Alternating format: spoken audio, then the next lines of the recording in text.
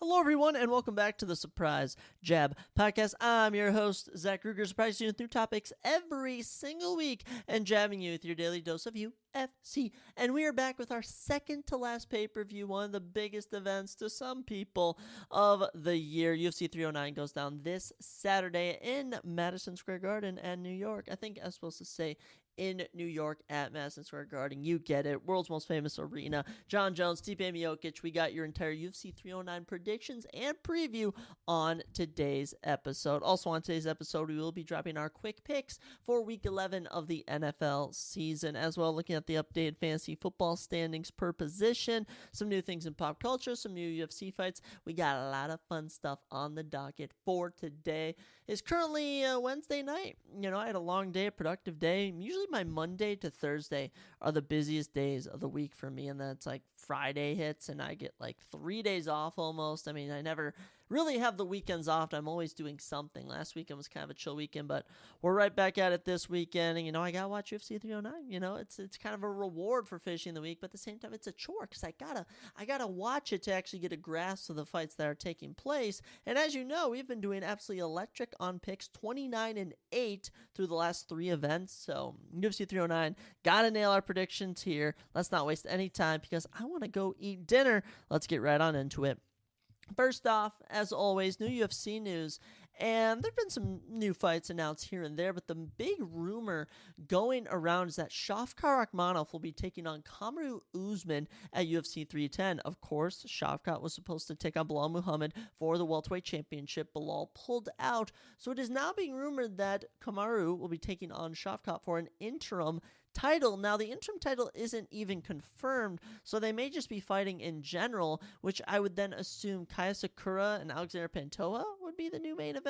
I don't really know what's going on there, but UFC 310 is just about damn nearing. I believe it is 1 month away.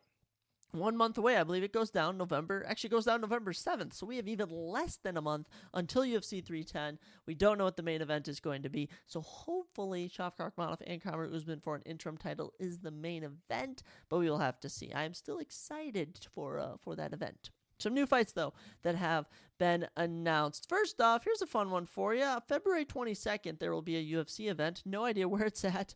No idea what number it'll be, but Edson Barboza Jr., the number 15 featherweight in the world, one of the greats of the UFC, will be taking on Steve Mean Machine Garcia. And Steve Mean Machine Garcia, after starting out, 0-2 in the UFC, has since gone on a 5-fight win streak, all 5 of those coming by knockout. This dude's been insane.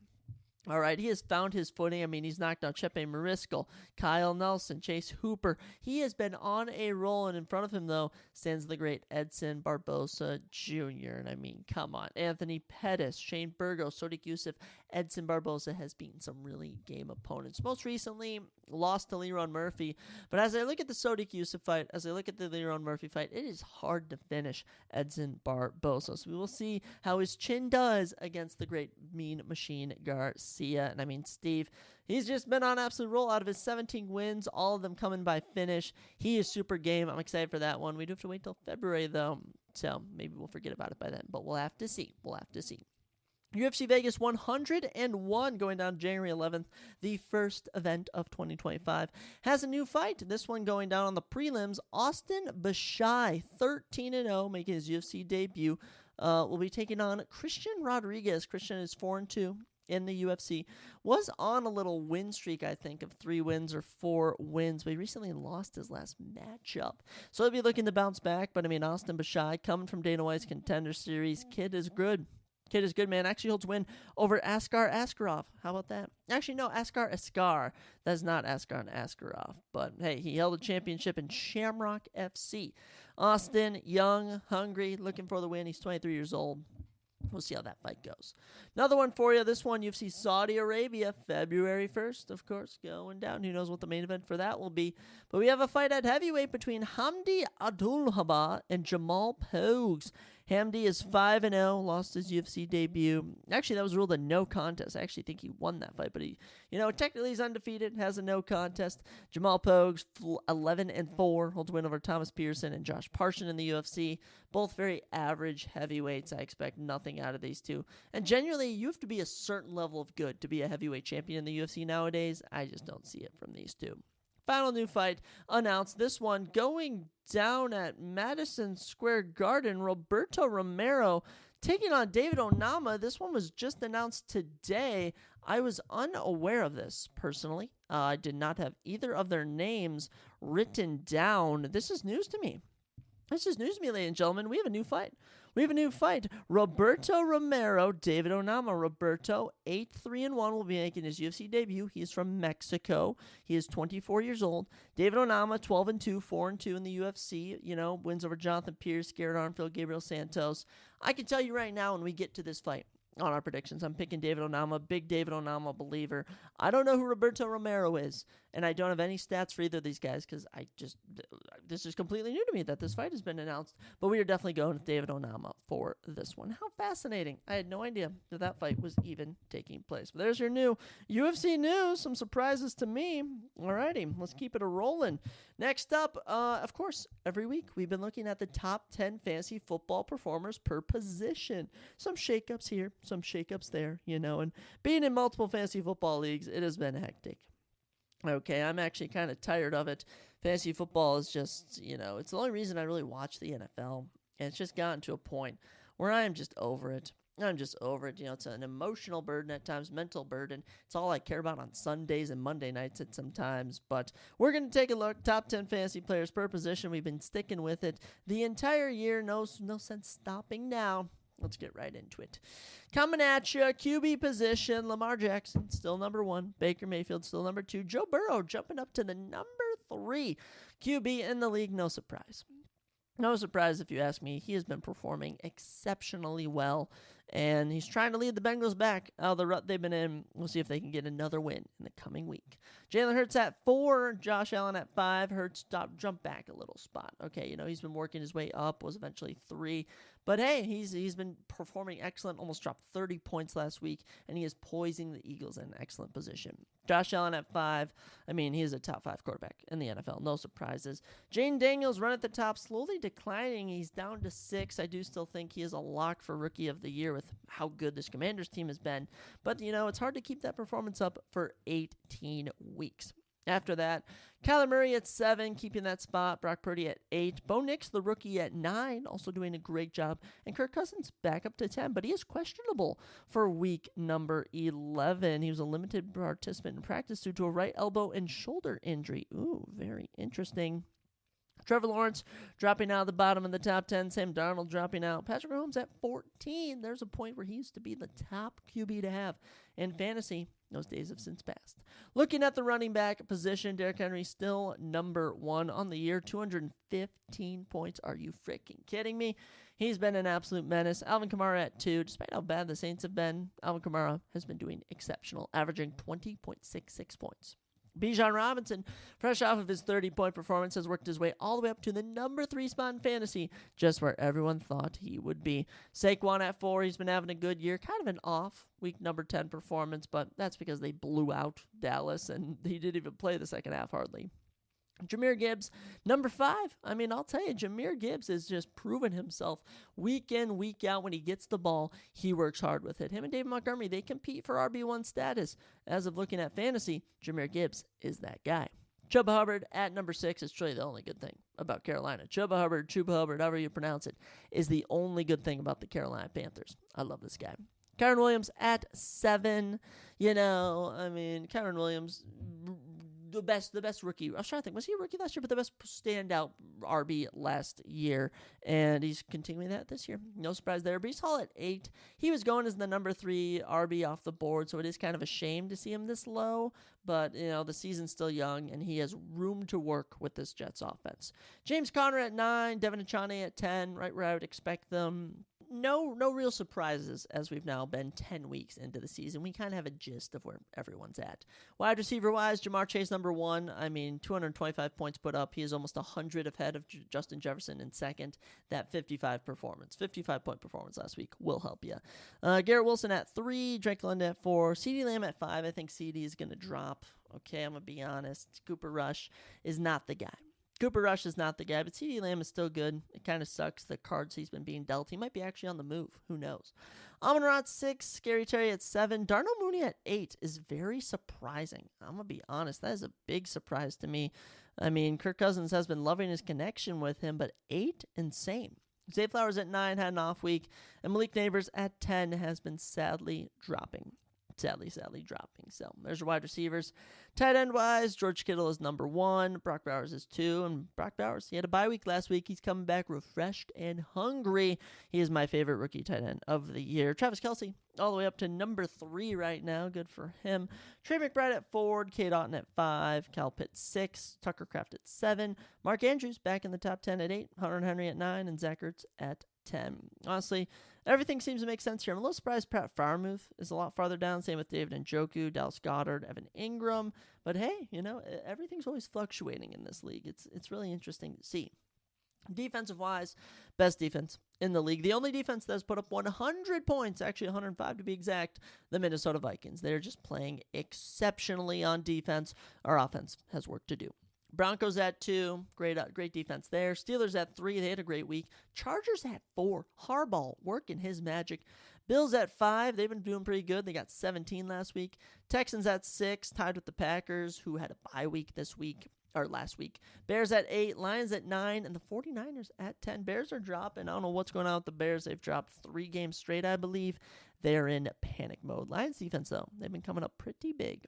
Kicker-wise, Kai Fairbairn of the Houston Texans, number 1 kicker right now. Boswell of the Pittsburgh Steelers, he's number 2. Brandon Aubrey at 3. Austin Seibert also tied at 3, but he's going to be out another week. Tyler Bass at 5. Chase McLaughlin at 6. Justin Tucker at 7. Blake Grupp 8. Cameron Dicker 9. And Detroit, Jake Bates at number 10. Interesting things going on in the fantasy football realm, but what I do want to dive into and talk about is my NFL Week 11 quick picks. I'm coming for it, guys. We are improving week by week, and I'm finally going to win an NFL Pick'ems week. Okay, I'm in multiple leagues. There's the Wall of Fame on the line. There's money on the line. I have to nail my predictions, and this is our week. We're going to bring the Thunder. Let's get right on into it. Kicking us off on Sunday, Thursday. I cannot believe how many games we have in the NFL. We got a little conference battle here, a little divisional battle between the Eagles and the Commanders to see who will be the top team in the NFC East. Commanders will be visiting the Eagles. They're plus 160. The Eagles are minus 190. 7-2 for the Eagles. 5-game win streak. Commanders 7-3. They did suffer a loss last week. Who did the Commanders lose to? Was it the Steelers in a close battle? Absolutely. And honestly, the Commanders have been in some close games here and there. I'm a big Eagles guy. I got Jalen Hurts. I got Saquon Barkley. Their momentum is not going to stop here. They've gone 4-1 at home. On the road, 3-2 for the Commanders. This is a divisional battle. This is where you see the upsets, but I'm going to be riding with the Eagles for this one. I'm just confident in the Eagles' abilities, and I still think the Commanders, I'm not going to say they're frauds, but I do think it's going to be tough for Jayden Daniels as a rookie to lead his team. It's tough to do what C.J. Stroud did last year. We'll see if Jayden Daniels can keep it going, but I got the Eagles in this one. Moving into Sunday football at noon, another divisional matchup as the Packers visit the Bears. Packers 6-3 coming off the bye week. Bears 4-5, 3-game losing streak. Bears 4-1 have only won at home. As for the Packers, 3-1 on the road. They haven't done too bad. Pretty good for the Pack. And a week off I think is much needed for them. This is where they can rest. Minus 230. They are the favorites. Plus 195 for the Bears. This is the type of game I could see the Bears winning. If I'm being honest, it's a divisional opponent. You're at home. This is the environment they thrive in. But at the same time, they've just been performing so poorly. It's been abysmal, and this will be the Bears' first taste, especially Caleb Williams' first taste of a divisional opponent this season. For that reason, I will go with the Packers. Plus, it's a positive if I, pick the Packers and they lose, then it's a win-win because I hate the Packers in general. So, I either get this prediction right and they win, or I get it wrong and they lost. So, win-win for me. After that, Jaguars visit the Lions. Let me just read you the odds. Plus 600 Jaguars, minus 1,000 to the Detroit Lions. Lions, 7-game win streak. Their only loss has come at home, though. That should be notable. But the Jaguars are terrible. The Jaguars are actually awful. The Jaguars are one of the worst teams I've seen. 2-8. They've gone 0-5 on the road. Mac Jones is awful. Lions all day. This isn't even close. It isn't even close. I'm going with the Lions. Sucks to see it, but that's just how we do it. That's just how we do it. And just completing the gauntlet of NFC North teams, Vikings visiting the Texans. How about that? I was actually supposed to go with this game, go to this game with all my friends, but that trip never materialized. Sucks to see that nothing ever makes it out the group chat, let me tell you that. Vikings minus 270, Titans at plus 220. Titans are 2-7. It's been rough. They almost have a minus 100 point differential. Suffering a loss last week didn't help. And the Vikings, let me just tell you, little 2-game win streak, 4-1 at home, 3-1 on the road. We haven't really gotten a pattern down. We're 7-2. I think we're good. I honestly think we're good. I am very confident in what the Vikings can bring to the table. I pick the Vikings every week. All 9 games they've played, heading into this 10th now, I've predicted them, and I'm going to go with it, okay? I'm going to go with it. And honestly, I just feel we are better than the Titans. If we're going to lose to a team, it would be the Titans. Look at the Jaguars game. We almost lost that. Those are the games the Vikings will lose. We will beat really good, competitive teams, and we will lose to really bad teams. That's just how I feel with the Vikings. It's how we've always historically been, but I am pretty confident that the Vikings will manhandle the Titans and get a victory. Interesting one, also at noon, the Raiders, fresh off their bye, will be visiting the Miami Dolphins. And I find this interesting because this is just a game where I feel like the Raiders could do it. Okay, remember, they're very similar to the Saints, if you ask me, in just the sense that their record's so bad, they're not going to make a run this year, but they just aren't as bad as the record. They're 2-7. It's been a rough year, 5-game losing streak, but I just don't think they're as bad as the record shows. Gardner Minshew, I don't know if he's the quarterback they need. I truly don't, but Brock Bowers, he is exceptional. Jacoby Myers, when he's hot, he's doing good. Madison and Zamir White should work. I don't know why it's not, but they really do have to fix that. Dolphins, second in the AFC East. They're now 3-6, coming off a win. Still do have the lowest point total in the league at only 147 points put up. Yikes. But as I kind of look through their schedule and who they played, good win over the Rams, took the Bills down to the wire, took the Cardinals down to the wire.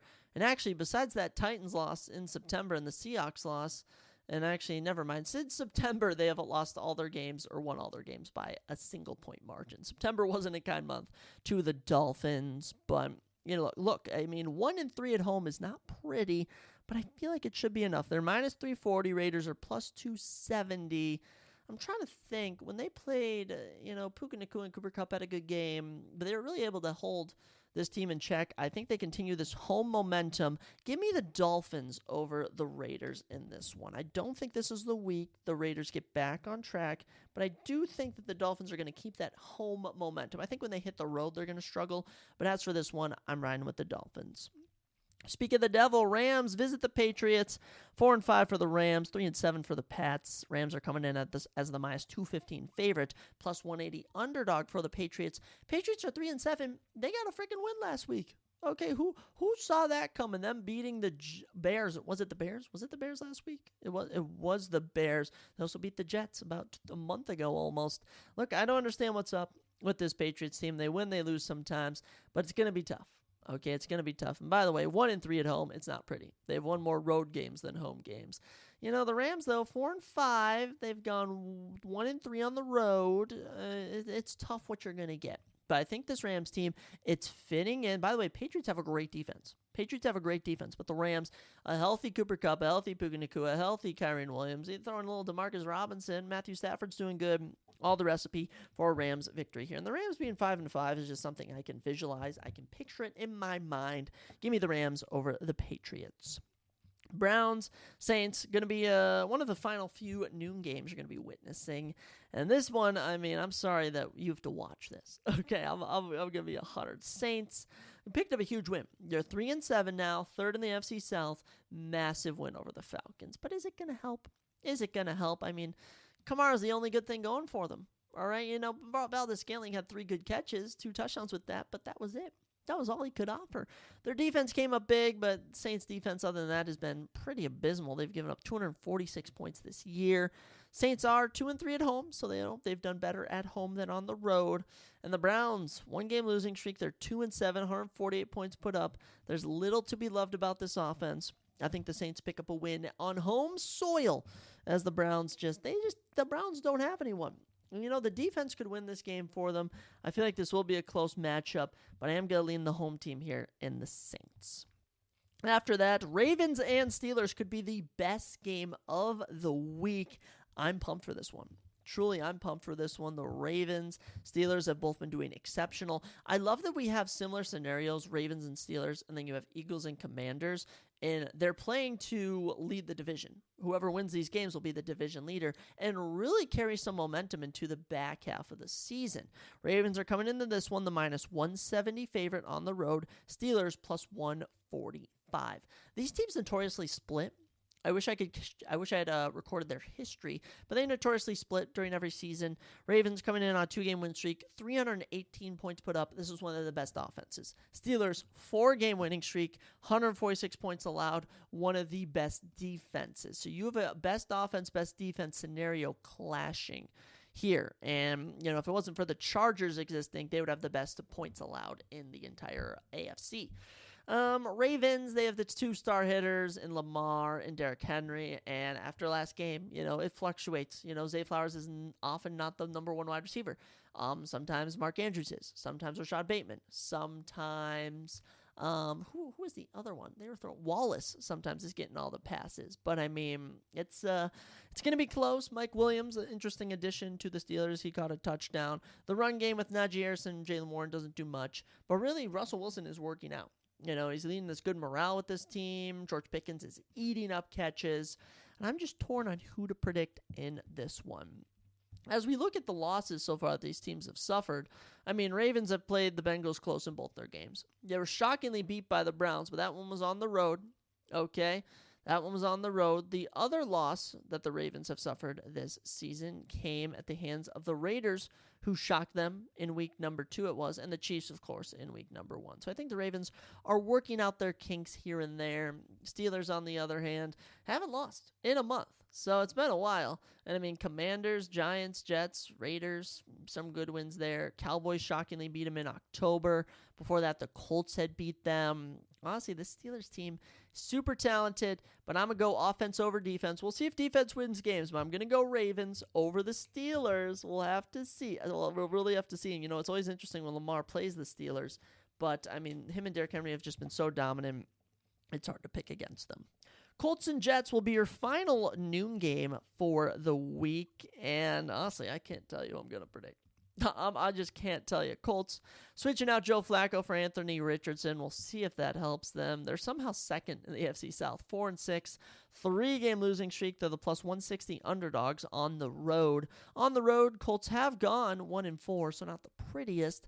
As for the Jets, 2-2 at home, 3-7, third in the AFC East. They're the -190 favorite. Jets have to win at some point, right?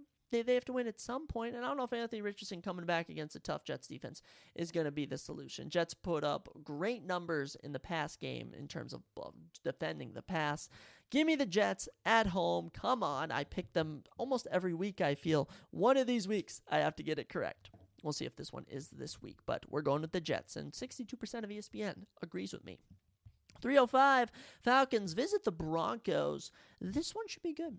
This one should be good. Both teams right in the mix. Truly right in the mix. Broncos are 5-5, third in the AFC West, hunting for one of those final 3 spots, the 5, 6, 7 in the playoffs. And 2-game losing streak has kind of hurt them, but their defense is still the number 2 defense. Bo Nix is in the top 10. He's been doing exceptional as a quarterback, especially as a rookie. Falcons, they're tough though. Top of the NFC South, they're 6-4. That loss to the Saints was shocking. This one will come down to defense. Okay, and Falcons plus 115, Broncos minus 135. At home, there's not much of anything to point out. The Broncos average 2-2. Road for the Falcons, 3-1. So they've done better on the road than at home. I kind of like the fact they're an underdog here. And this is a completely healthy Falcons team.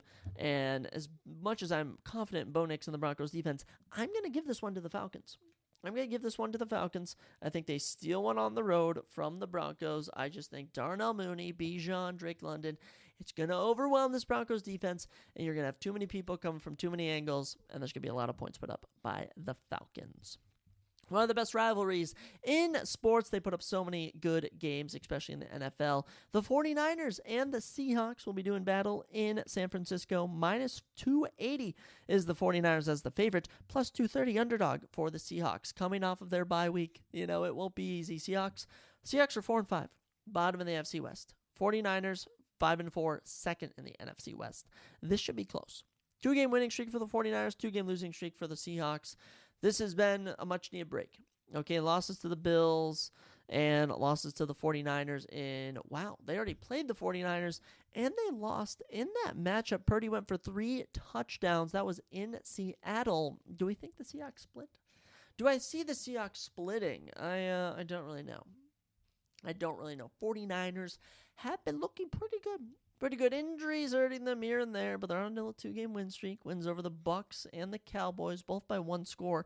Defenses do kind of fail late for the 49ers. And the return of Christian McCaffrey. You got George Kittle. He'll probably be healthy. Debo will probably be healthy. I'm pretty confident in their abilities to sweep the Seahawks this season. Give me the 49ers at home. That's who we're riding with. Brock Purdy, I believe in you. And then I take it all back. This is game of the week. This is the shot. This is the chance for the Chiefs to fall. The Bills host the Chiefs. This one will be fantastic. Chiefs coming in as the plus 110 underdog. Bills are the minus 130 favorite. Hoof. I am cheering for the Bills so hard. Truly I am. 8-2, 5-game win streak. They're 4-0, undefeated. They have a plus 97 point differential. Yet, unfortunately, they're taking on the entire NFL's reffing squad, and the Kansas City Chiefs. I don't know how the Chiefs survive every single week. I just don't get it. Truly, I don't. 161 points allowed. Their defense is stout. 4-0 on the road. They'll look to make their season 10-0. And honestly, I'm picking the Chiefs every single week. It just, I'm rooting for the Bills. Truly, I'm rooting for the Bills. And I have Patrick Mahomes in the league. I think he's on my bench, though. But I got Travis Kelce in. Bills, I have Josh Allen. I'll be rooting for him. James Cook in the league. I think I may be starting him. I don't know. But we're not picking against the Chiefs. We're not picking against. Statistically, I say this every week. You are better to pick the Chiefs every week than you are to pick against them. As a fan, I'm going to be rooting for the Bills. All right, I'm going to be rooting for the Bills as a fan. But as someone who's making predictions, you got to pick the Chiefs. Chiefs and Bills, they go so ham every single season. Chiefs kind of dominate more in the playoffs than the regular season. But even in the regular season, Chiefs pick up wins. We'll see how this one goes, but this should be the official game of the week. Keeping it moving, this will be your Sunday Night Football matchup. Bengals visiting the Chargers. One of the best offenses, one of the best defenses. Perfect recipe for a great matchup. Chargers 6-3 are the minus 125 favorites. As the home team, they've gone 3-1 at home and are on a 3-game winning streak. Bengals 3-2 on the road have done much better than their home record of 1-4. Bengals at 4-6 are the plus 105 underdogs, and this will be a real telltale of how good this Chargers defense is. You're going to be facing Jamar Chase. T. Higgins might be coming back. Joe Burrow and his insane passing game is going to be all up on you. And Chase Brown, he's been stout. He's been studious. I've been liking what I've been seeing from both of these teams. Harbaugh, I'm sure he'll be ready to get some revenge on Joe Burrow for all those college games. I'm sure Michigan and LSU played at some point. I can't really recall. But, I don't really know. Chargers have just been playing such good football. At 6-3, these wins, though, have come over the Browns, Saints, and Cardinals. Okay, including win over the Titans, Browns, and Saints. Oh, not the best recipe. As for the Bengals, all their losses are usually pretty close. Who am I picking on Sunday? I hate to pick so many road teams, if I'm being honest. I always see that pattern where I pick a lot of road teams, and home teams usually can't get the benefit of the doubt. This one's tough, man. This one's really tough. There's no pattern to follow. If I go off of record, I'd be leaning more towards the Chargers. But as I look at just the power of these offenses, I feel like the Bengals offense is too good to pick against. So we are going to go with the Bengals over the Chargers for this matchup. Who knows? Maybe we'll change it last minute. But as for now, Bengals over the Chargers. With that, Battle for Texas, your final matchup for Week 11 of the NFL. You got the Texans visiting the Cowboys. And honestly, there's not much you could pay me to pick the Cowboys. There really isn't. I mean, Texans, 2-game losing streak. They're 6-4, 2-3 on the road. So pretty much every stat benefits the Cowboys, except the fact the Cowboys have given up 259 points, haven't won at home. They're 3-6, 4-game losing streak, and they just are bad. Truly, they're bad. Without Dak, they're really bad.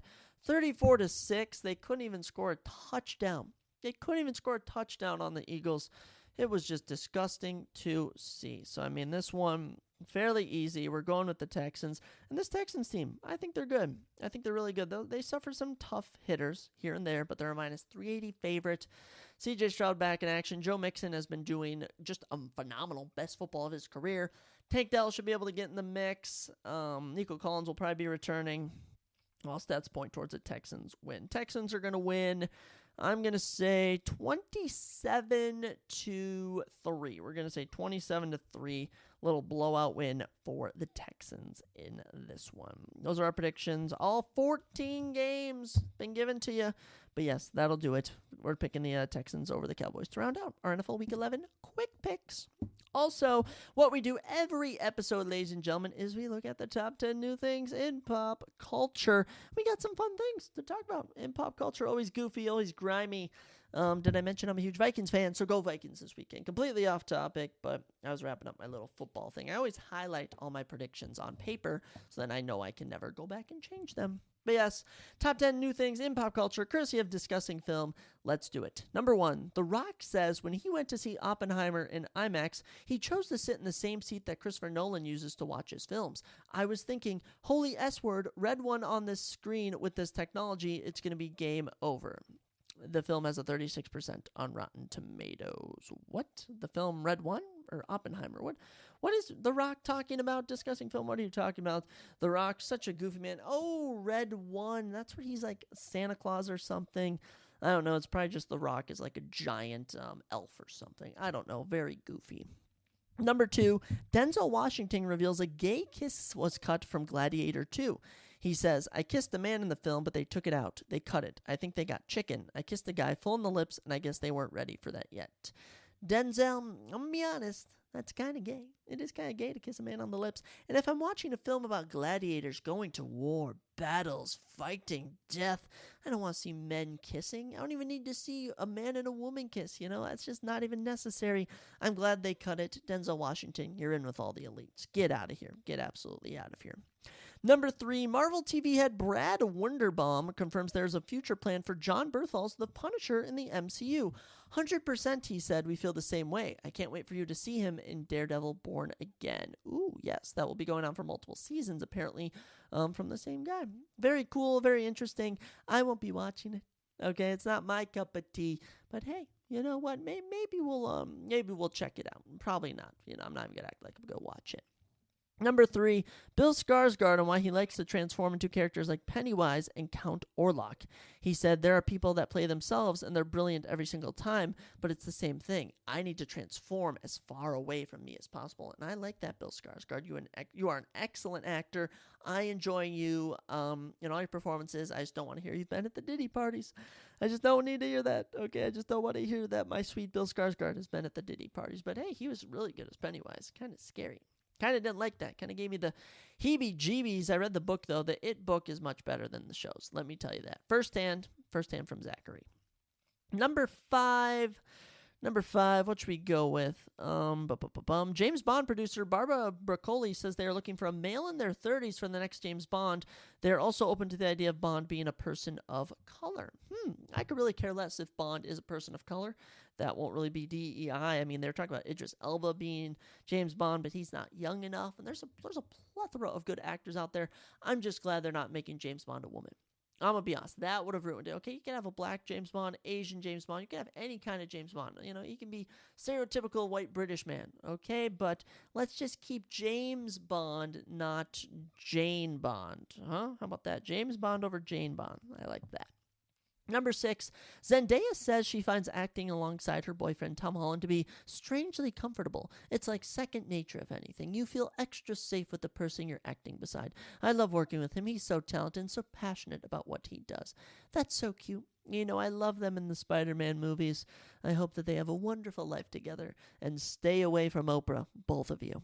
Number 7, Glenn Powell says the opportunity in The Dark Knight Rises came when not much was going on in his life. Nolan recently said he's very proud that he plucked me early. I'm just very grateful that he took a shot. Yes, a young Glenn Powell was used in The Dark Knight Rises in a scene where he was, I don't even know, some little nerd or something, and Bane like gets hold of him, or maybe Batman did. I can't remember. I'll have to rewatch those movies, but it's weird to see actors getting their start in little roles like Glenn Powell did. Number 7, Airbnb and Paramount are teaming up for a gladiator experience where a select few guests can attend and battle in the Roman Colosseum. It will be $0 per person and available to book on November 27th. What? I'm sorry.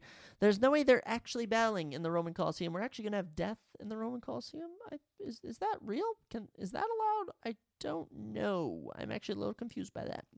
Number 8, 2 new release dates. Peacemaker Season 2 will release in August of 2025, and The Last of Us Season 2 will release in the spring of 2025. So I will get to see the second season of The Last of Us and the second season of Peacemaker, both in a nice little concurrent from spring into summer. Then from summer, I will have to wait for Peacemaker. Why is it coming out in August? August is such a dumb release date. That's such an April to June type of show, if you're asking me.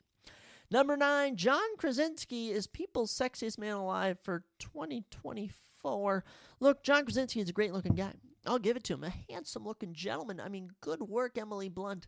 Sexiest man alive in 2024. I'm sure we can find much sexier men than John Krasinski, and this comes from a heterosexual straight male. Okay, there's definitely hotter men than John Krasinski, but Jim, you do your thing, you go, man. I'm not gonna hate on you. There's just no reason to hate, but I'm just saying that you could probably find better people.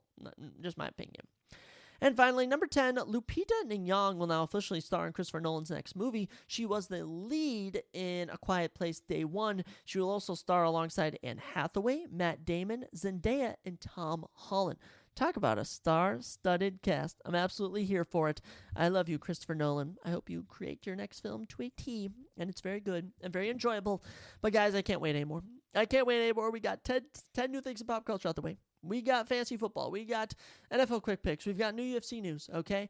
But it's time for your official UFC 309 official predictions. This is one of the biggest cards of the year to an extent. It could have been way bigger. Okay, I'm going to be $150. It could have been way bigger, but I won't complain. There's still some good to pluck from here. And plus, it's UFC. I love UFC. Let's get right into it with our official predictions for UFC 309. Kicking off this fantastic card could be nothing other than a woman's fight. I mean, come on, guys. Guys, it's a recurring theme. Every single card, they always like to throw a random woman fight on to open up the evening. And this time we head to the women's flyweight division as Veronica Hardy takes on Eduarda Ronda Moura. Her nickname is one of the greatest UFC women fighters of all time. So that she literally has to have a nickname after one of the greatest UFC women fighters of all time. That's ridiculous. If you ask me, Veronica Hardy, 9-4-1. Edward Moura, 10-1. 5'6" to 5'4" gives Eduarda 2 inches in height, as well as a 2-inch reach advantage. 66 to 64. Orthodox stands for Eduarda. Southpaw for Veronica Hardy. Veronica Hardy coming into this one is the favorite at minus 160. Eduarda, the plus 125 underdog. Veronica, 29 years old from Venezuela, but now lives and trains in England. Of her 9 wins, she has 1 KO and 2 submissions. Out of her 4 losses, she has been finished in half of them. Veronica currently on a 3-fight winning streak. She first got her win in March of 2023, then a win in December 2023, and most recently won over J.J. Aldrich in May of this year. Good for Veronica. Been with the UFC since 2016. This is her second stint, I believe. She had a little stint in 2016. Got finished, came back 2018. Fight of the night after that, got finished. Then, with her UFC career on the line, gets a round 1 submission of Poliana Viana. She would then take on Maya Bilecki, and after that, she would lose, and, COVID hit. She didn't come back to the UFC. Then, March 2023, back, getting it done. 3 straight wins, all by decision, so nothing too impressive by Veronica. But, honestly, to be on a 3-fight win streak in any division in the UFC is very impressive, so we'll give her the benefit of the doubt there. And I'm noticing that Jamie Lynn Horth win on December of 2023, that is a good win on her resume. That win has aged pretty good. Her opponent, the underdog, Eduarda Moura, 30 years old from Brazil. Of those 10 wins, 4 KOs and 5 subs. Absolutely love to see that. Both of her fights so far in the UFC, she has come in overweight in, which is very unfortunate to see. Won on Dana White's Contender Series last summer, 2023. Got a round 1 submission. After that, debuted in November with a round 2 TKO. She had one fight this year in June where she lost a split decision to Denise Gomez. Let me tell you, Denise Gomez, very talented. We just watched her fight the other evening. In that fight, 5 takedowns, 6.5 minutes of control time, 5 of 26. She went ballistic on the takedowns. Little surprised she's an underdog here. I'm going to be honest, there's not much I can pick out from Veronica Hardy. She's gotten some takedowns in some fights. She's been taken down. This is a whole new fighter than the one from 2016 to 2020. This new version of Veronica, 3-0. It's just, I think Edward Moura is going to land some takedowns, maybe get TKO, maybe get finished, maybe go to the decision. But going from Denise Gomez to someone like this, I think Denise Gomez was too high of a ceiling for her. And I'm not even saying Denise Gomez is bad. If anything, I'm saying she's super good, and that this is a bit of a step down for Eduarda Moura. So I'm going to give this one to Eduarda Moura. I think she's going to use her takedowns to get the benefit of the doubt here. And she has a 90% finish rate. Okay, Veronica Hardy, half of her losses she's been finished in. I think I found a little connection there. We are going with Eduarda Moura. And after that, little welterweight action. Basil the Habib Hafez takes on Oban the Welsh Gangster Elliott. One of my favorite nicknames in the UFC. Basil 9-3-1, Oban 11-2. 5'11" to 6 foot gives Oban 1 inch in height. They both have a 72-inch reach advantage and both stand in the orthodox fighting position. Basil Hafez, the plus 125 underdog, minus 155. Oban Elliott is the favorite. Basil Hafez coming in this one, 32 years old from Pennsylvania. Of his 9 wins, 1 KO and 4 subs. All 3 of his losses have come by decision. Debuted on short notice in July of 2023, where he took Jack Della Maddalena to a fight of the night split decision. That's right, the Jack Della Maddalena who finished Gilbert Burns earlier this year. That is absolutely insane to me. After that, came back in June of this summer, beat Mickey Gall, and that wasn't the prettiest win. Okay, he 30-27, 30-27, 29-28 him. 3-5 on takedowns, but I would expect you to go out and obliterate a guy in Mickey Gall after taking Jack Della Maddalena to a split decision, but I guess not. So this will be the final test if Basil Hafez is UFC caliber. He might have just been at his absolute prime that night against Jack Della Maddalena, and if you can't recapture that magic, you won't last in the UFC. His opponent, the Welsh Gangster Oban Elliott, look, this guy, 26 years old, from Wales, 7-fight winning streak. Of his 11 wins, 2 KOs and 3 subs. Both of his losses have come by KO. 2-0 this year. 2-0 this year in the UFC, coming from Dana White's Contender Series last season. Picked up a win over Val Woodburn by unanimous decision. Then picked up a win in July over Preston Parsons. Neither of those really that impressive. All right, neither of those that impressive, if I'm being honest. 26 years old, I don't want to say he's young. I don't want to say he's green. He's experienced, a cool name like the Welsh Gangster, but Val Woodburn dropped him in that fight in round 1, and then he just leaned on the grappling, and pretty much that whole fight against Val Woodburn. Yeah, Val Woodburn, the guy Bo Nickel knocked out in 40 freaking seconds. There's not much benefit I can give you there. The Preston Parsons win, that one was, much better of a win. He went 1 of 2 on takedowns, defended 8 from Preston Parsons. Was able to outstrike him on the feet in round number 3 to really add that oomph to his victory. I mean, he's got a cool nickname, but there's just not much I can give Oban Elliott in terms of his matchup against Basil Hafez. I'm going to say Basil has more success in the takedowns than Oban does. Striking-wise, we'll have to see if Basil could hang, because that's really where he was losing it against Jack Della Maddalena. So we'll see if Oban's striking can match up to Basil's grappling, but I am going to go with Basil Hafez. 2 underdogs to cap off the evening. That's how we like to get it going. We're getting risky, folks, right off the back. And honestly, I do kind of like Basil Hafez. After that, speaking of the man who Basil beat last, Mickey Gall takes on Ramiz Brahimaj. Mickey Gall 7-6. Ramiz Brahimaj 10-5. Gosh, Mickey, what a record. 6'2" to 5'10" gives a 4-inch reach advantage. Height advantage to Mickey Gall. Reach is 2 inches, 74-72. Switch stance for Mickey, orthodox for Ramiz Brahimaj. Mickey Gall, minus 115, Ramiz 105. They can't even pick a favorite. Mickey Gall, 32 years old, from New Jersey. Out of those 7 wins, he has 6 submissions. Out of his 6 losses, he's been KO'd twice. Currently coming in on a 3-fight losing streak. Hasn't won since 2021.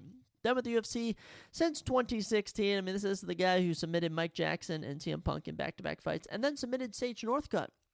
After that, just did nothing against Randy Brown, picked up a submission win over George Sullivan, decision win here, got TKO'd by Diego Sanchez, got brutalized by Mike Perry. Last win, 2021 against Jordan Williams, hardly remember that. Beaten by Alex Morono, knocked out by Mike Mallet, and the Basil Hafez fight, Mickey Gall is leaving little to be desired. And this was probably his last UFC fight unless he goes out and absolutely destroys his opponent, which is Ramiz Brahimaj. Ramiz, 31 years old, from New York, baby. 10 submissions out of those 10 wins. Now, out of those 5 wins, he has only been finished once, which was by Max Griffin in 2020. He's gone win-loss to start out his UFC career, 2-3. Last win was over Michael Gilmore in 2022. Fought in May of this year, got destroyed by Themba Gorimbo. But Themba Gorimbo is super talented. I think we should give a benefit of the doubt there when it comes to that. So I'm definitely going with Ramiz Brahimaj in this one. I think when it comes down to grappling, which is what this entire fight will rest on, is the grappling. I just think Ramiz is going to be too much for Mickey Gall. And I do remember Ramiz's fight against, I believe it was Michael Gilmore. I swear there was a crowd for it. It might have been the Themba Gorimbo fight. But he's very takedown heavy. All right, when you're very takedown heavy, when all you do is shoot for takedowns, sometimes you're going to get caught. I don't know if Mickey Gall really possesses that power personally. But, yeah, we're going with Ramiz in this one, going with a submission victory for him.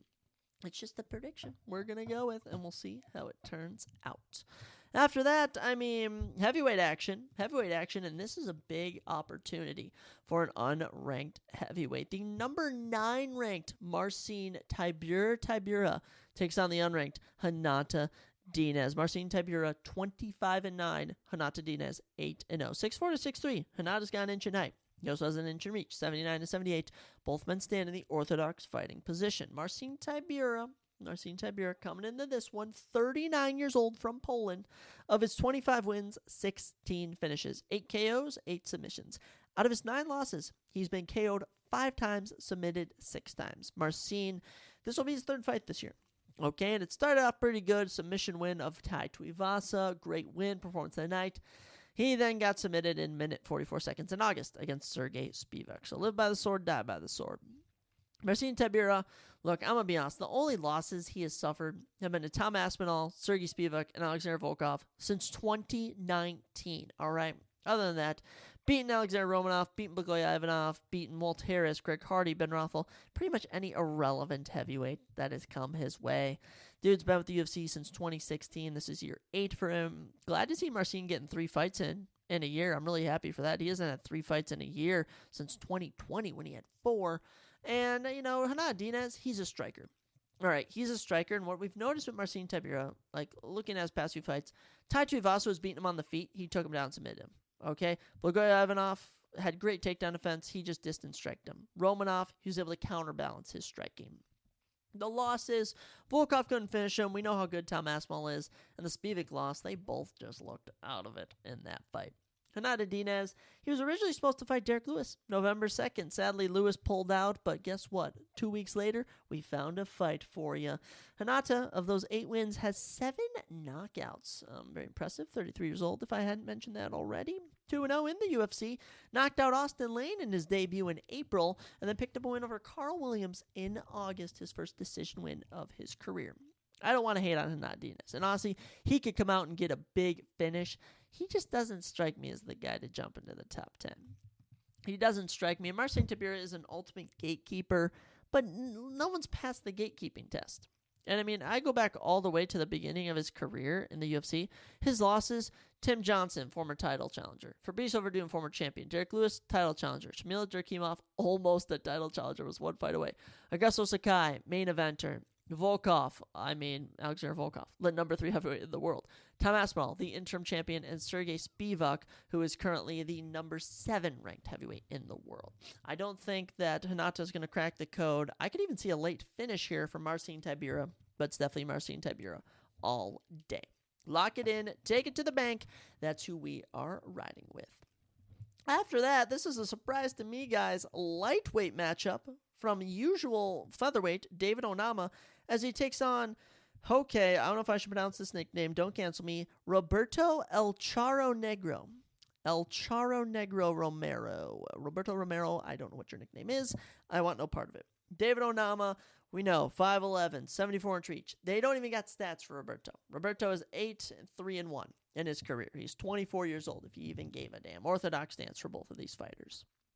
David Onama, 4-1. Actually, 4-2 in the UFC, I should say. Actually, 4-1 with a draw. Better off. So, 5 fights. Hasn't lost. David Onama, an absolute killer. You know, his knockout of Gabriel Santos, nasty. Knockout of Gabriel Benitez, nasty. Finish of Garrett Armfield, also very good. Fight of the night against Nate Landers, one of the greatest fights I've witnessed live in my run as a human being. Most recently, beat Jonathan Pierce in April. Looked great doing it. I mean, Roberto, I don't even know a damn thing about you. Your nickname has black in it. I'm picking David Onama. I don't know if it's even on here that I can pick David Onama, but we'll go David Onama in, what is David Onama's magic round? Round 2? We're going to go round 2 finish here for David Onama, and it appears to be his golden round. As I look at it, it really does appear to be his golden round of getting it done, so that's who I'll ride with. Sadly, I didn't do any research for this fight because I didn't even know it was happening until we started this podcast. Funny enough, I'm getting surprised on the Surprise Jab podcast. How ironic. Let's get into a lightweight matchup I was aware of, which was Jim A10 Miller taking on Damon the Leech Jackson. Jim Miller, 37-18 and 1 no contest. 37-18. Damon Jackson, 23-7 and 1 no contest. Well, these guys got draws and no contests across the board. Damon Jackson, 5'11", Jim, 5'8". Both men have a 71-inch reach. Southpaw stance for that left hand for Jim. Switch stance for Damon Jackson. Jim Miller coming into this one is the plus 110 underdog. Damon the Leech Jackson, the minus 130 favorite. Look at that. Jim Miller, 41 years old, from New Jersey. Love this guy. 27 finishes out of those 37 career wins. 7 by knockout, 20 by sub. Of his 18 losses, he's only been finished 5 times. Jim Miller, man, legend of the UFC, been around since 2008. Are you freaking kidding me? This guy's been here 16 freaking years. I absolutely love this guy.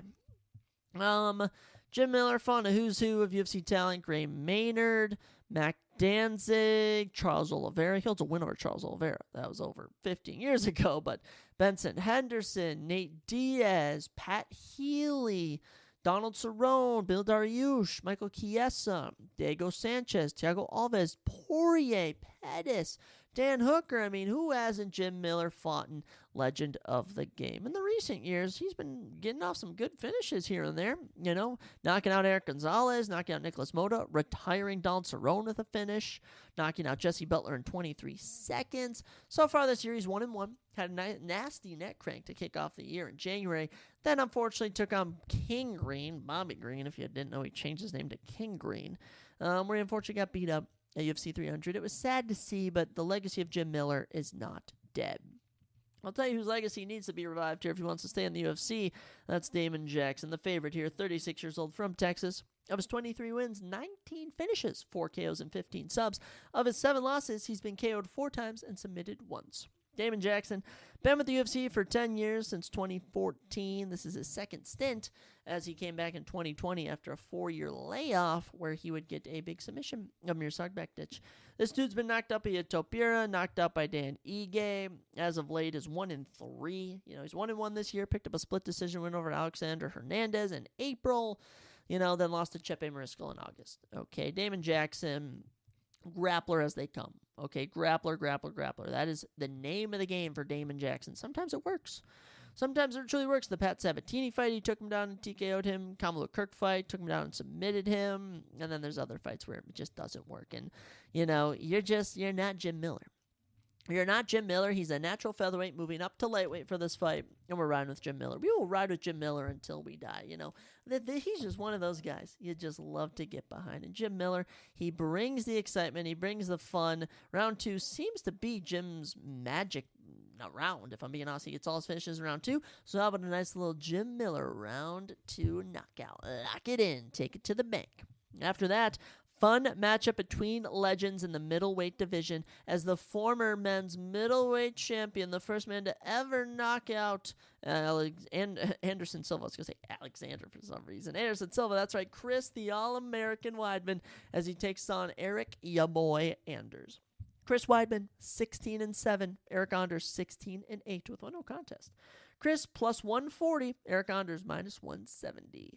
6'2" to 6'1" gives Chris 1 inch in height, and he has 3 inches in reach, 78 to 75. Orthodox stands for Chris, southpaw for Eric Anders. This one was originally on the main card, and they decided it was not main card worthy. I don't know why. I would expect Chris Weidman to be on a main card, but I guess not. It is 2024 after all. Weidman, 40 years old from New York. Of his 16 wins, 10 finishes, 6 KOs and 4 subs. Out of his 7 losses, he's been KO'd in 6 of them. Yikes. All of those losses coming in the UFC. Chris Weidman had probably just about the most perfect start to a UFC career you could ever have. He was 10-0, knocked out Lyoto Machida, knocked out Vitor Belfort, knocked out Anderson Silva twice, might I add, knocked out Mark Munoz, submitted Tom Lawler, submitted Jesse Bongfold. Then he ran into Luke Rockhold 9 years ago. Okay, and Luke Rockhold beat him in a fight of the night. After that, Yoel Romero lost, Gegard Mousai lost, picked up a big finish of Kelvin Gastelum, then gets knocked out by Jacare Souza, then gets knocked out by Dominic Reyes, and then 2020 bounces back, decision win. Then 2021 hits, and he breaks his ankle in just awful fashion against Uriah Hall. Oh my gosh, it was painful to even watch.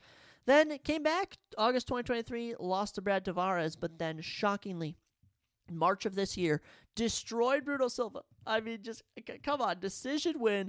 He knocked him down. He took him down. He beat him up on the feet. He 30-27'd him across the board. Fight was stopped in, actually, what the heck? Why does it say? This was a weird fight. This was a unanimous decision fight. And there was just so many eye pokes from Bruno Silva on Chris Weidman that they just called the fight 2 minutes in round number 3. It was 30-27 across the board. Weidman's back in action, coming off a win. I'm here for it. And I'm a big supporter of Chris Weidman. He's done a lot for the UFC. And he takes on a guy in Eric Anders, which I think is a very winnable fight. Eric Anders, 37 years old from Alabama. Of his 16 wins, he also has 10 finishes, 9 KOs and 1 sub. Out of his 8 losses, he's been KO'd once and submitted once. Eric, been with the UFC since 2017. This is year 7 in the UFC for him. He's taking on some good opponents, Lyoto Machida, Thiago Santos, Khalil Roundtree Jr. As of late, it's been pretty mediocre. He's coming off a win in March. He beat Jamie Pickett by unanimous decision, leaning on the grappling. And that's pretty much the name of the game for Eric Anders. He'll occasionally get a finish by knockout against Kyle Dawkins in 2022. Other than that, gets submitted, loses a split decision because of striking on the feet. You never know what you're going to get with Eric. In that Jamie Pickett fight in March, he landed 5 of 13 takedowns for 10 minutes of control time. And that came after he got dropped in round number 1. And actually, I think Eric Anders is famously known for being dropped 4 times by Khalil Roundtree Jr. in a fight. Fun enough. How about that? All by punches to the face. Look, I don't care if everyone's picking Eric Anders. I don't care if it's, not cliche in 2024 to pick Chris Weidman, but we're going with the All-American. We're going with him. He's in New York. He's in his hometown station. He's going to take it home. It's going to be Bloodline Rules. No one gets that reference unless you're a WWE fan and you watch Senti's app on YouTube. But, I'm just saying, Chris Weidman, decision here, okay? He's going to have the anti-grappling. He might land some takedowns of his own. He's going to have better striking than Eric Anders. And he just has to channel that all-American spirit within him to get it done. Come on, Chris. Come on, Chris. Talk to me, baby. Get it done and beat Eric Anders. Beat him. Beat him, man. Prove it to the people that Chris Weidman is back and ready, baby. Chris Weidman over to Eric Anders by unanimous decision. Let me get to our final prelim of the evening, and this was a very surprising headliner. I would think more that Weidman and Anders would be the final prelim, but no. We head to some ranked men's bantamweight action as the number 13th ranked men's bantamweight takes on the unranked, I didn't even say his name, Jonathan Martinez, the number 13th ranked men's bantamweight, takes on Marcus McGee. Jonathan the Dragon Martinez, or just Dragon, not even it's Jonathan Dragon Martinez, 19-5. Marcus the Maniac McGee, 9-1. 5'8" for both of these men, 70-inch reach to 69-inch, 1 inch for Jonathan, southpaw for Jonathan, orthodox for Marcus. These two are pretty similar when it comes to their stats. Jonathan Martinez plus 100, McGee coming in as the minus 120 favorite. How about that? The number 13th ranked Jonathan Martinez, 30 years old, from Texas. 9 KOs and 2 subs make up his 19 wins. And out of his 5 losses, he's only ever been finished once, which was by Davey Grant in 2021. Jonathan, been with the UFC since 2018. Finally had his breakthrough in 2021 when he went on a 6-fight winning streak, including finishes of Cub Swanson and Adrian Yanez. That Adrian Yanez win was his last one in October of 2023. He fought Jose Aldo in Brazil in May and lost that one on all judges' scorecards. Jonathan, look, he's game. I didn't think he won the Said Nurmagomedov fight in March of 2023, if I'm being honest. So I'm not going to say he's a fraud, but he has excellent leg kicks. That's what he's known for. Kicks to the leg, the body, the face. That's what he does. He's a boxer through and through. And he can land takedowns when he needs to, but he never really does. He's more of a striker, and that's his specialty. His opponent, Marcus McGee, he doesn't have a specialty. He's called the Maniac for a reason. This guy, ballistic. 34 years old from Arizona, 5-fight winning streak. Of his 9 wins, 8 KOs, and 1 submission. That's right, a 100% finish rate. You love to see it. His 1 loss was by submission, I do believe. But hey, 3-0 in the UFC so far. Picked up a win over Gaston Bolanos, who fought last weekend. He submitted, actually TKO'd him in round 2. 3 fights, all performance bonuses. McGee, he's beaten Journey Newson, beaten JP Buys. He's had some impressive wins, and I think he's coming for one here. Truly, I believe it. Marcus McGee is beating Jonathan Martinez this Saturday. It's not too high of competition for McGee, and I think the takedowns are something that are going to come into play. He landed one in the Gaston Bolanos fight, took him down, TKO'd him, actually had him on the feet as well. I think wherever this fight wants to go, Marcus McGee will take it. I think he's better off overall against Jonathan Martinez. You just got to be careful standing with him, Marcus. Okay, you got to be careful standing with him. But I think if he can neutralize the striking of Martinez, land some takedowns, beat him on the feet even with some power, he'll get this one done. Marcus McGee, it's tough to say how. It really is, but I'll say a round 2 knockout. He has 8 of his 9 wins by knockout. Round 2 knockout for Marcus McGee, maybe by a little ground and pound. TKO. With that, we get into the main card of UFC 309, and I'm not going to say it's lackluster, because we're kicking off the card, and there's a guy fighting on here named Mauricio Ruffy, who is probably going to be the future of the lightweight division. He's going to be so talented one day, but they're having him face a bum in James Lontop. In James Goku Lontop, no offense. Truly, I don't, but minus 750, the biggest favorite on the card is Mauricio Ruffy, plus 525. One of the biggest underdogs on the card is James Lontop. This actually isn't. We're actually going to get to a matchup where the stats are bigger, but this is just the odds are really big here. Mauricio 10-1, James 14-4. 6 foot to 5'11 gives James 1 inch in height, 2 inches in reach for Ruffy, 75 to 73. Orthodox stance for both of these gentlemen. Ruffy is 28 years old, from Brazil, and he's on a 5-fight win streak. Coming from the Fighting Nerds camp, if no one knows, Kyle Barallo, Carlos Prates, Gene Silva, and the final missing piece who is looking to break through before the year's end is Mauricio Ruffy. And the problem with this is no one wants to fight this guy. And want me to tell you why? 10 wins, 10 knockouts. He's been incredible. He was actually supposed to fight Charlie Campbell on this card, but Charlie pulled out of it. He didn't want none. In steps James Lonstop. I mean, Ruffy came from Dana White's Contender Series, where he knocked off the undefeated Ramon Magomedov last October. This year, debuted against Jamie Malarkey, knocked him out in round 1 with a performance bonus. Ruffy is coming for it all, and I love this guy. James Lonstop, 25 years old, from Peru. Of his 14 wins, 8 finishes, 7 KOs, and 1 sub. Out of his 4 losses, he's been submitted twice. Currently 0-2 in the UFC. He was submitted by Chris Padilla in April of this year, and then lost a split decision to Vyacheslav Borshev in August. I mean, this has got to be one of my easier picks. Going by the chin, going by the ability, I think Mauricio Ruffy is going to stick with what Kyle Barallo, Carlos Prates, and Gene Silva are doing, and that is running their divisions. Give me Mauricio Ruffy, round 1 knockout. It's a fairly easy pick. It truly is a fairly easy pick. I'm excited to see Ruffy. I've only seen 1 fight against Jamie Malarkey, so this will be another test for him against someone of lesser competition. But I mean, just looking at who he trains with, it's just clear to me that he is set up for greatness. I mean, Carlos Prates, he's now the number 13th ranked welterweight in the world.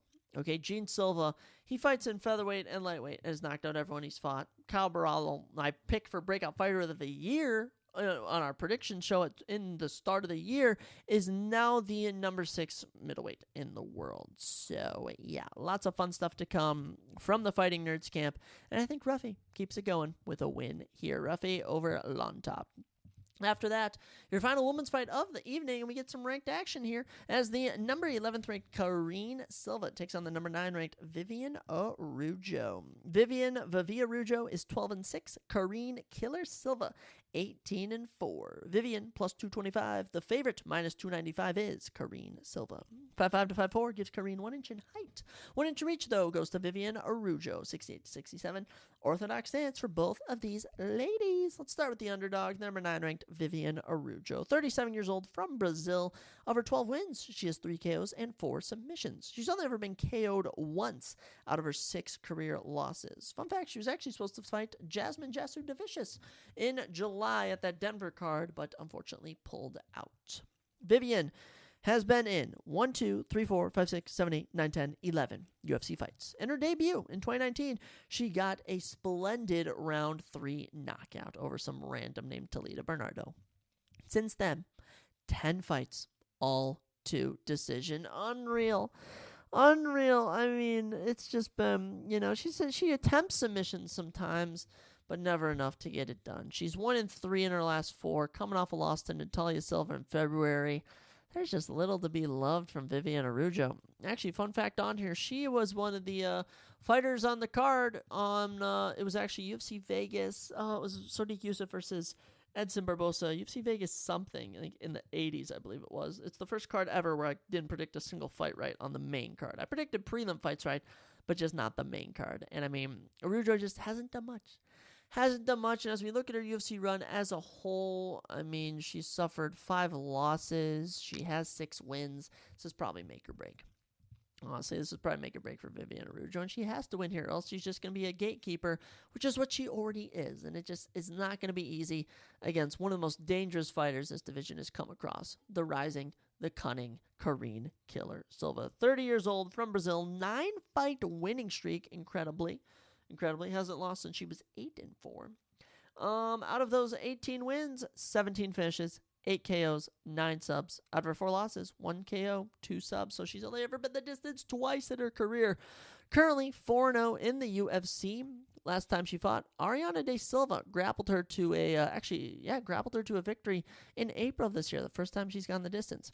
Other than that, all round 3 submissions. I mean, finishing Poliana Botello, Ketlin Souza, Marina Moroz. Had a finish on Dana White's Contender Series when she fought. Karine Silva is a killer. Araujo, I don't have much to go off of. Last time she lost by finish, she was knocked out. But I think if we're looking at how Karine Silva loves to get it done, 8 KOs, 9 subs. Her 1 loss was by KO. I think she's actually going to hand Vivian a submission loss here. Give me Karine Silva with a little round 1 submission.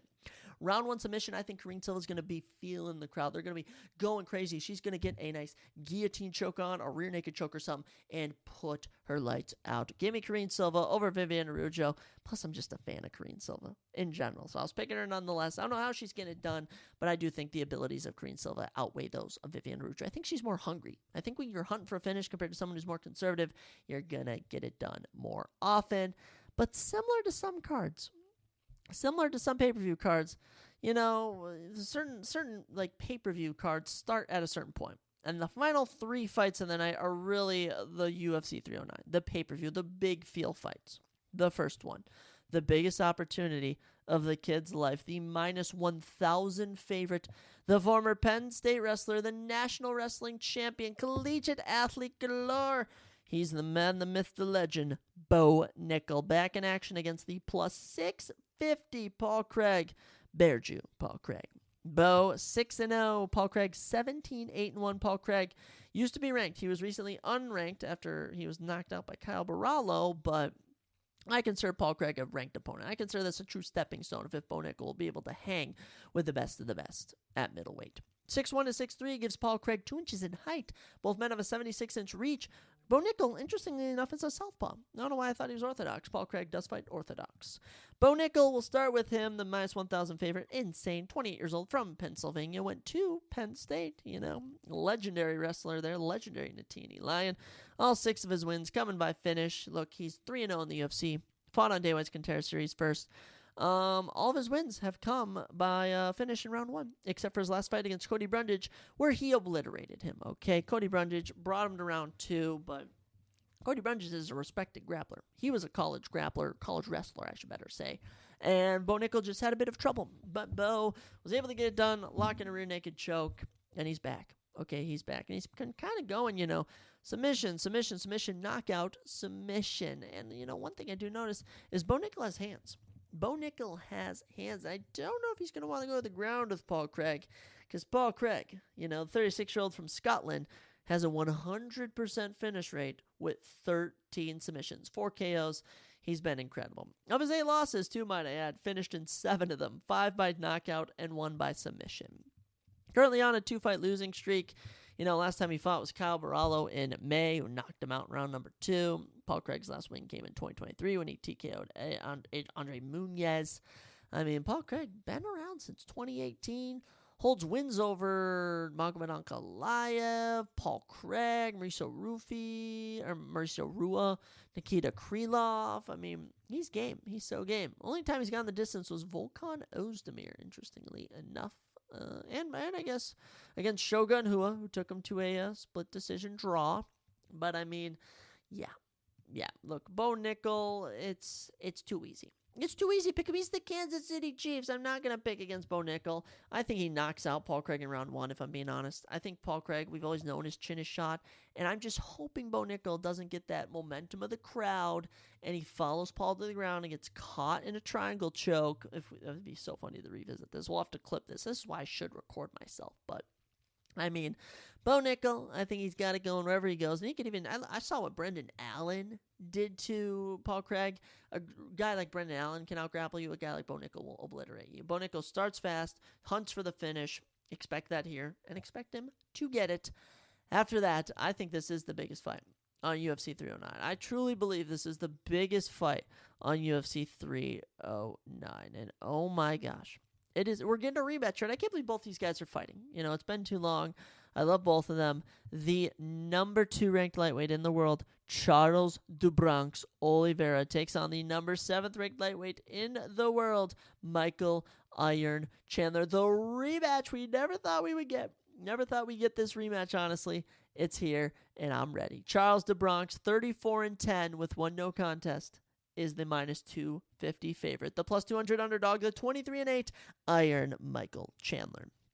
5'10 to 5'8, Charles has got 2 inches in height and 3 inches in reach. 74 to 71 orthodox stance for both of these gentlemen.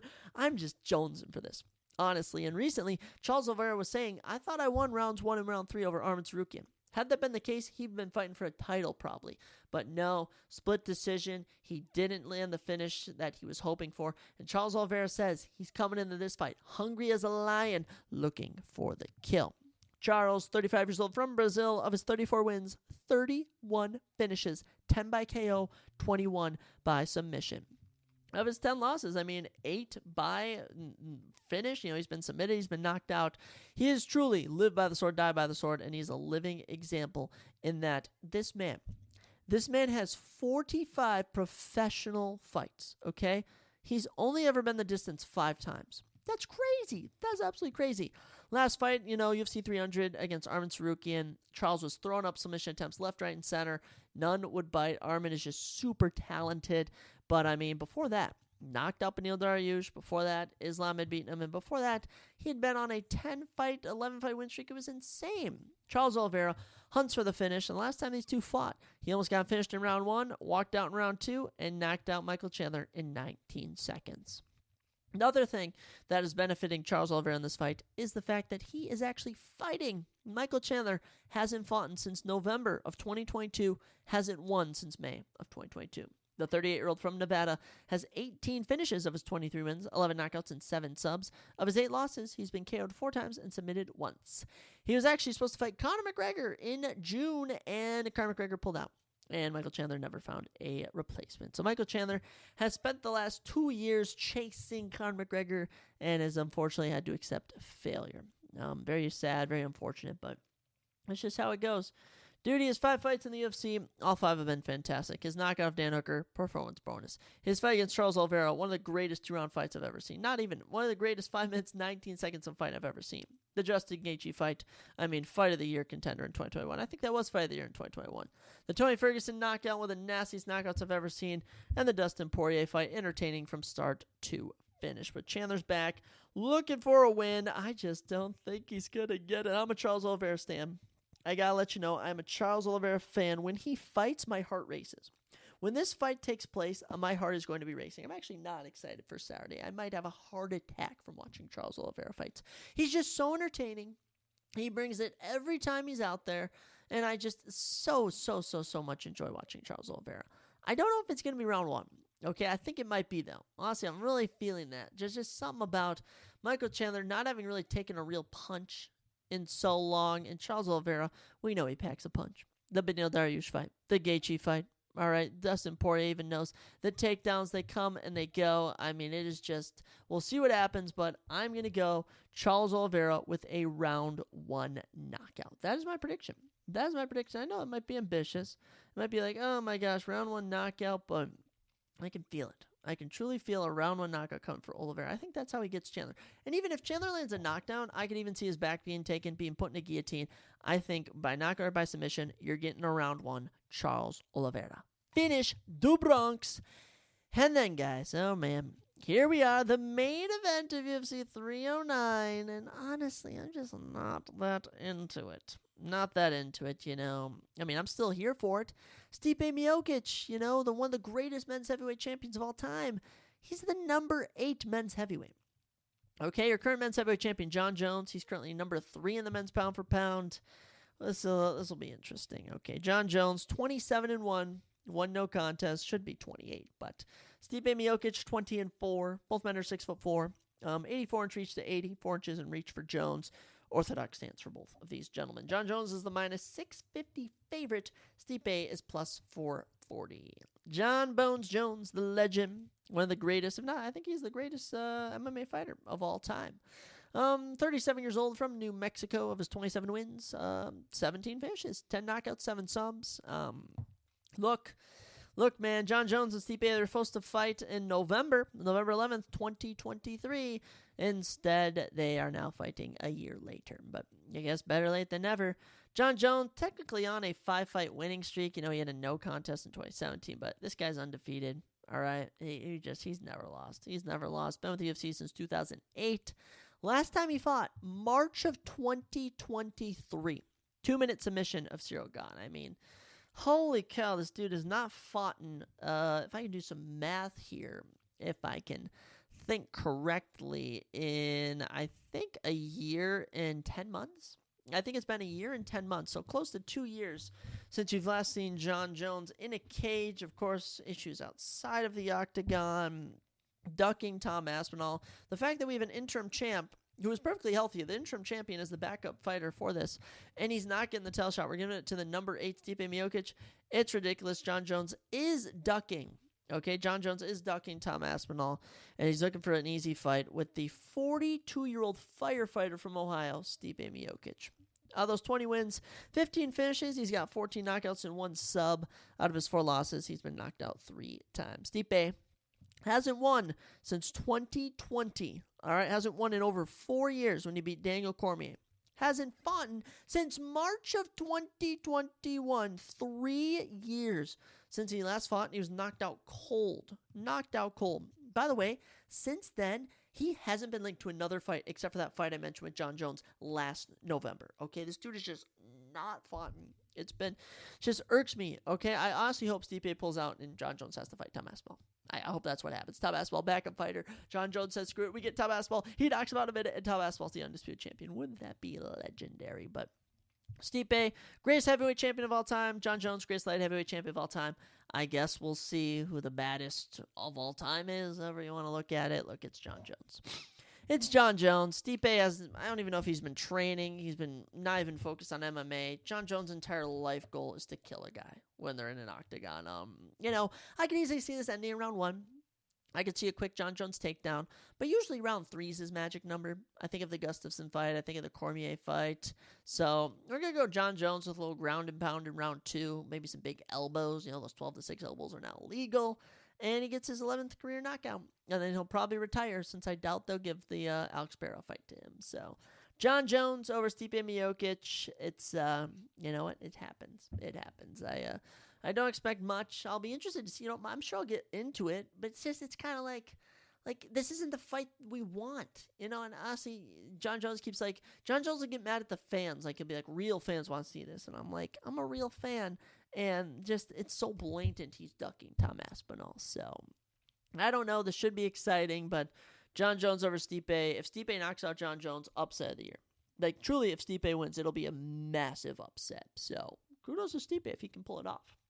Some canceled fights I wanted to mention. Nikia Krylov was supposed to take on Azamat Murzakanov, which would have been a top 10 matchup at light heavyweight. Carlos Prates was actually supposed to fight Randy Brown on this card, but took on that fight against Neil Magny. And David Onama was supposed to take on Lucas Almeida, but I guess is taking on Romero. So I should actually leave a little thing in my notes saying I'm also picking David Onama. So I guess if I get the Onama fight wrong, it goes against me, but I don't know. Guys, UFC 309, another pay-per-view. We love it. Better than these Apex cards. But I'm going to be honest, last week's Apex card, UFC Vegas 100, was actually pretty good. So let's keep November rolling. So far, 2 for 2 on events. I think they've gone decently pretty good to an extent. But let me know who you guys are picking. I hope you guys have an amazing weekend. We actually have some fun. We have a fun special guest. Coming on the episode, we're going to be talking about conspiracy theories. Stay tuned for episode 140. But as for episode 139, I'll be signing off. I hope you guys had a shagadelic time, baby. And oh yeah, go Charles Oliveira all day. Do Bronx. Ladies and gentlemen, I'll catch you next time on The Surprise Jab Podcast.